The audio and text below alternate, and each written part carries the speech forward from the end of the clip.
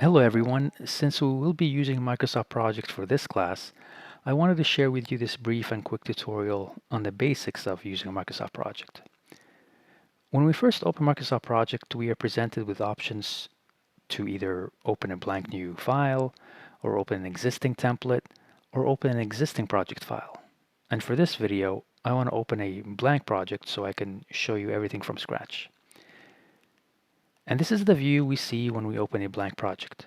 The main two sections of this view are the table on the left and the Gantt chart on the right.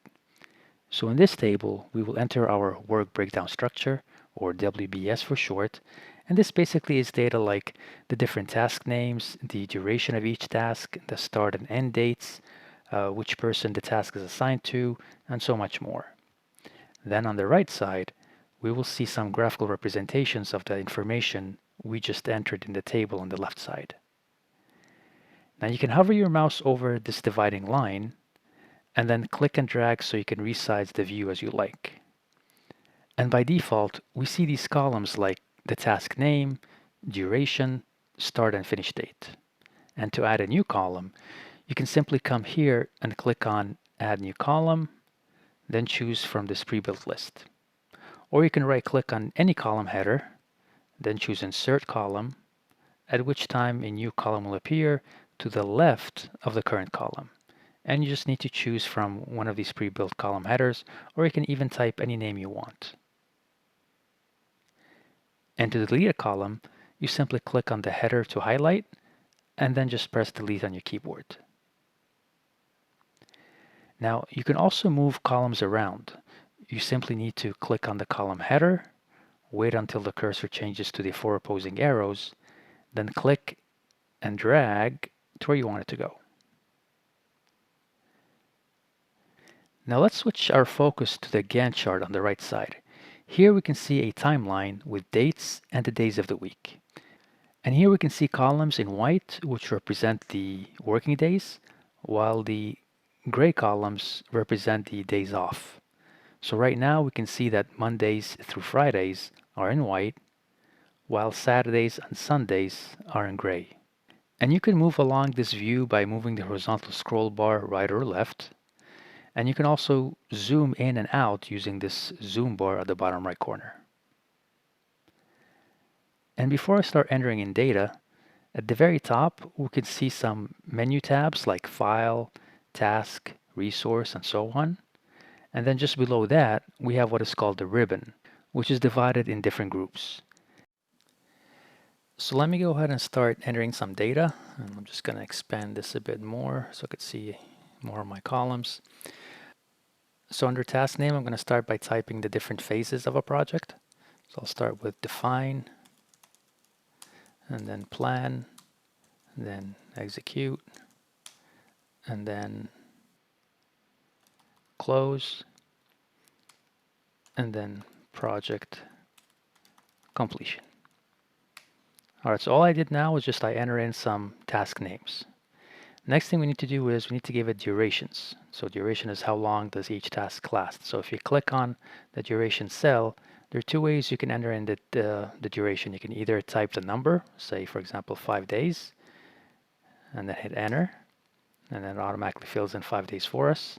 Or you can also, for plan, let's say I want to make it 20 days or 3 days, you can click on the up arrow and it will keep incrementing the days for you. When you're done, hit enter. Now on the right side here, let's scroll and let's minimize this a bit. Now we can see the graphical representation, and this line here is for this task. This line here is for the second task. You can also double click on the blue line, and then this dialog box appears, and you can basically customize how you want your blue line to look. So for example, there's the start tag, there's the end tag, and then there's the middle.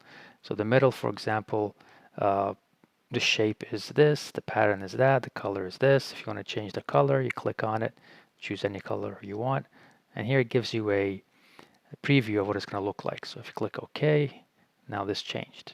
You can also, if you don't want to do it task by task, you can also click on Format, and then from here you can choose the Gantt chart style. If you want everything to be this style, changes. If you want it to be this style, it changes, and so on. And one small thing to bring up, if you look at the first line here, basically this covers Friday, Saturday, Sunday, Monday, Tuesday, Wednesday, Thursday. And we only said it needs to be 5 days. But this looks like 1, 2, 3, 4, 5, 6, 7 days. The reason why it's 7 days long, it's because Saturday and Sundays, if you can see here, it's grayed out. These are not working days, but it spans 7 days, but only 5 of them are working days, and 2 of them are weekends. Which takes me to another side subject. If you want to change the number of days of the week that are working days, you simply go up to the Project tab and then click on Change Working Time. And here you can see that, well, this is the legend and then this is the calendar. So anything that's white basically means it's a working day. Anything that's gray would be a non-working day.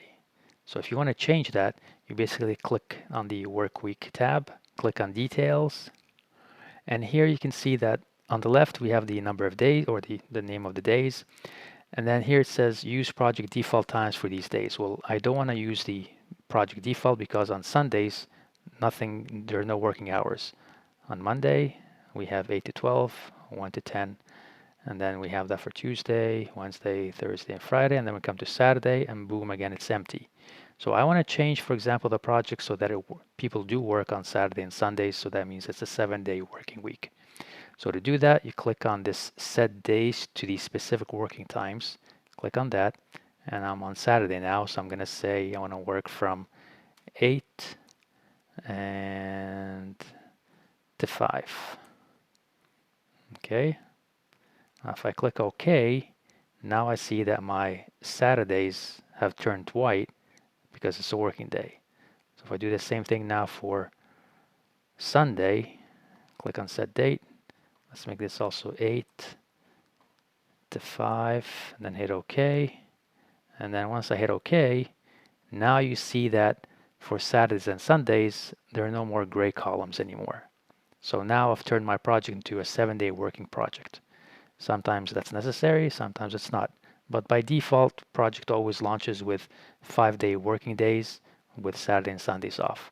So now you can see that this my Gantt chart, this bar here for this task, it's actually 5 days long because 1, 2, 3, 4, 5, and it includes Saturday and Sundays, which now are applicable to be working days. So let me go ahead and finish the duration. Again, I'm just making up these durations as I go along. Let's make execution 15 days, hit enter.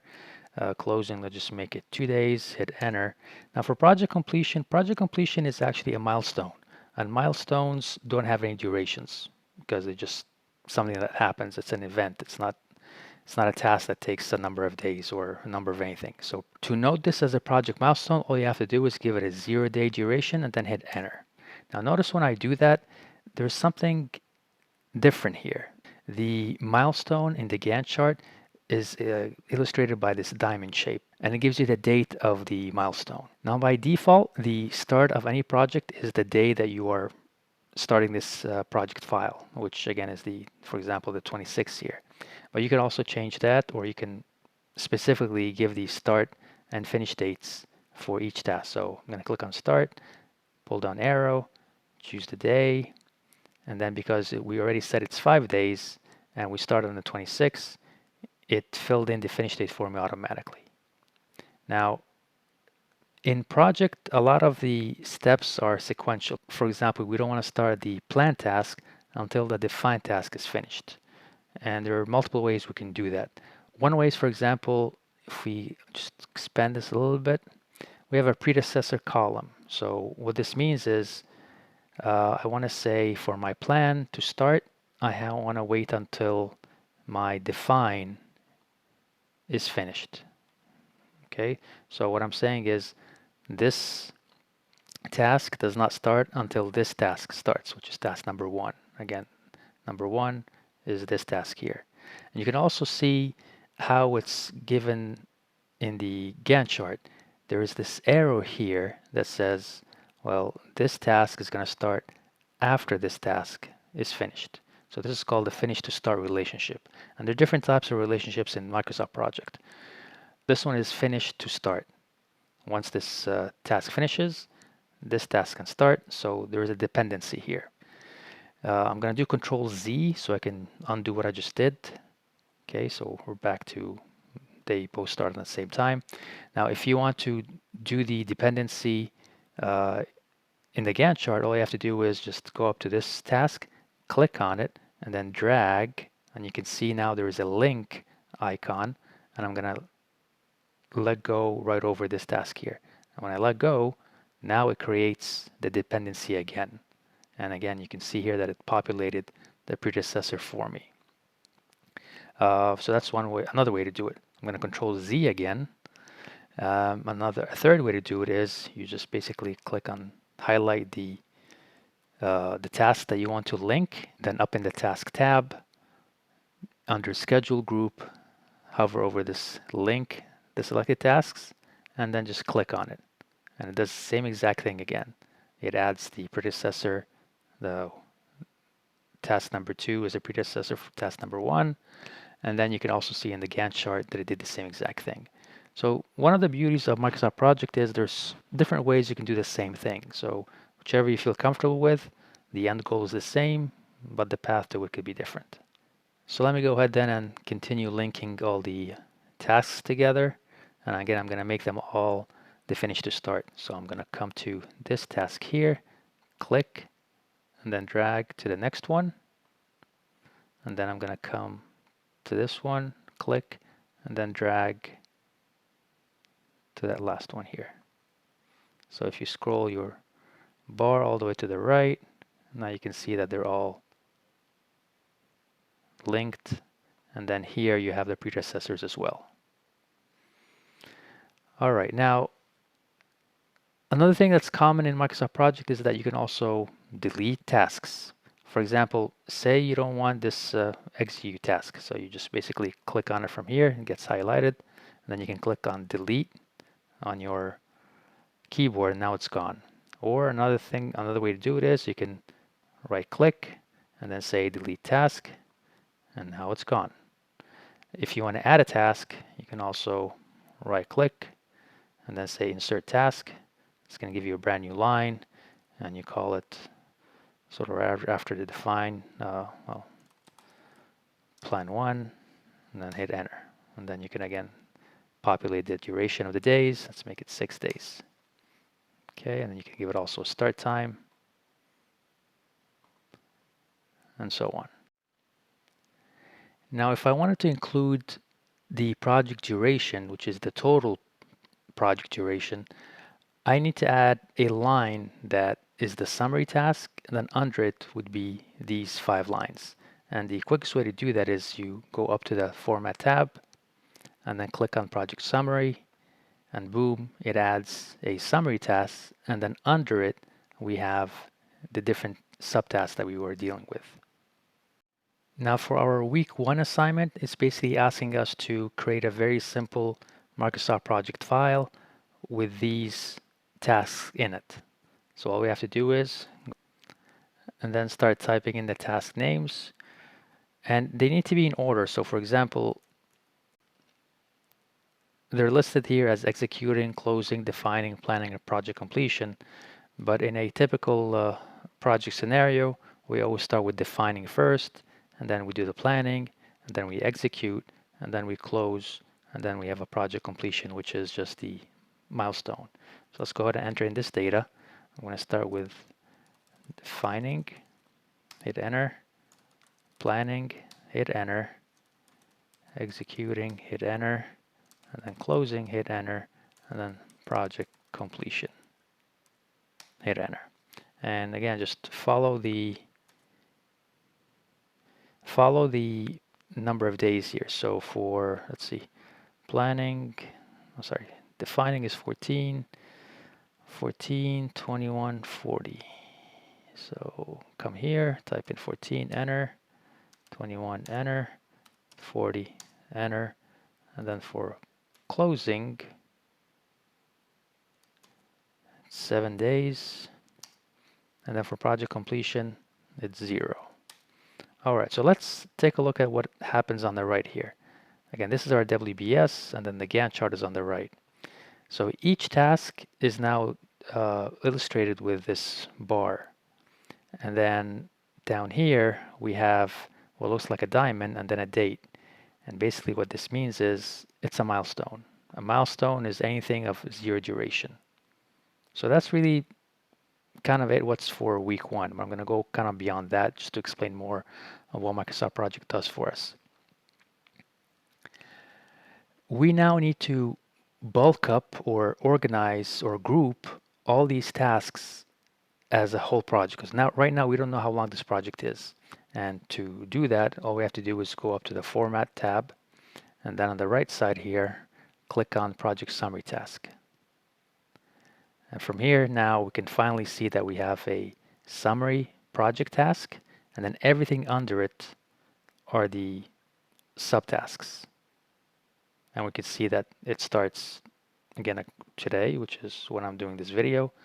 And then based on these subtasks, we have a total of 40 days, which ends on April the 22nd. Now say that under defining, we want to create more subtasks. The way to do it is you just come under it by one line, right click, and then say insert task. And now here we can say, we can say define subtask 1. Again, that's just a made up name. I'm going to hit enter. Now I want this subtask 1 task to be under defining. Okay, I want it to be inside, just like defining is inside project 2. I want define subtask 1 to be inside defining. And the way to do that is once you have the task highlighted, you click on the indent icon, and now you can see that define subtask is now under defining, and you can see that using this triangle here. If you click on it, it collapses it. If you click on it again, it expands it. Now if you click on this triangle here, everything is going to collapse because everything's under project 2. If you expand it, everything shows up again. Okay, so that's the use of the indent and the outdent. If for some reason you don't want define subtask to be indented in defining, then you just again click on it and then go up here and move it out. So now it's on the same level as defining. Well, let's keep it indented for now. And let's give it a duration of, let's just say 2 days, hit enter, and now we see it represented here. To update a task that has been finished or partially completed, there are different ways to do that. For example, in the Gantt chart, you can just basically hover over the left side of the blue line, click, and then drag, and then let go, and then you can see now here that there's a percentage completion. This might not be very clear for you, so another way to do it is just expand here and then click on the add new column, and the very first one says percent complete. If you click on that, now you can see the percentage completed for each task. Now the subtask define 1, we gave it a 50% completion, and because this is it's the only subtask under the defining group, then it's also the defining group is 50% completed, but then the overall the project based on these numbers is 1% completed. Another way to do that also, the percentage completed, is just basically once you're here, you can go up to these presets, and then if you click on, for example, 75, then it updates the task to that percentage. And in the Gantt chart, if you scroll a bit to the right, let me just move that here, you can see that that line in the middle of the blue bar has been extended all the way to like 75% of it. Now once we have tasks created and duration given and start and finish dates, we need to start assigning resources, which is this column here. But my method of preference is always to go up on the top left corner on the Gantt chart, click on it, go to resource sheet. Okay, from here you can enter in the name of the people and how much they charge per hour. So for example, for resource 1, let's give him a name Matt. Type of work, there are different types of work. There's work, material, and cost. So work is basically the labor, and that's what we're going to do. And then the uh, the max rate is 100%. 100% means it's just one person of mat. If you want more mats, then you could make this 200 or 250, for example, and so on. And then the standard rate is the key information here. So how much does Matt charge? Let's just say he charges 55 an hour. Hit enter. Okay, let's add another resource. Let's call her Jennifer. Again, it's a work type, 100%, and then she charges, let's say, 95 an hour. Okay, so that's what you need to do here for the resource sheet. If you go back to the Gantt chart and then under resources, let's say for this task, the define subtask, I'm going to click here. Now we have a pull down arrow, and if I click on it, I should see both Jennifer and Matt. Here they are. So let's say this is a task for Jennifer. Hit enter. And let's say planning is something for Matt.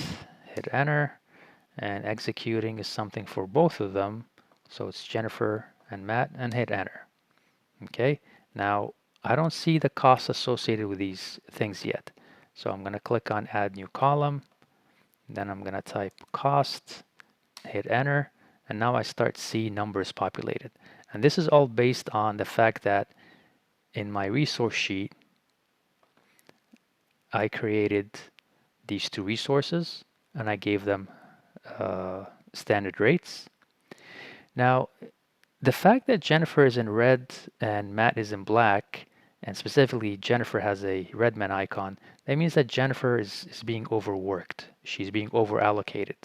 I need to have more resources than just one Jennifer. So if I change that to 200 Jennifers, now I have two people working and I'm no longer over allocated. Another common thing to do in Microsoft Project is to look at reports. So if you click on the report tab, there are different type of reports. For example, you can click on costs and then click on the earned value report, and it will automatically display some information for us. You can go back to report again and look at costs and then task cost overview, and then it shows you the task cost overview. So there's a lot of built-in reports that you can use in Microsoft Project. So this was just a brief overview of what Microsoft Project is about and how you can use it to start you off with a week one assignment. And if you have any questions or need more help about anything course related, please do let me know and I'll gladly make more videos for you about specific topics. So thank you for watching and I'll be seeing you in class. Bye for now.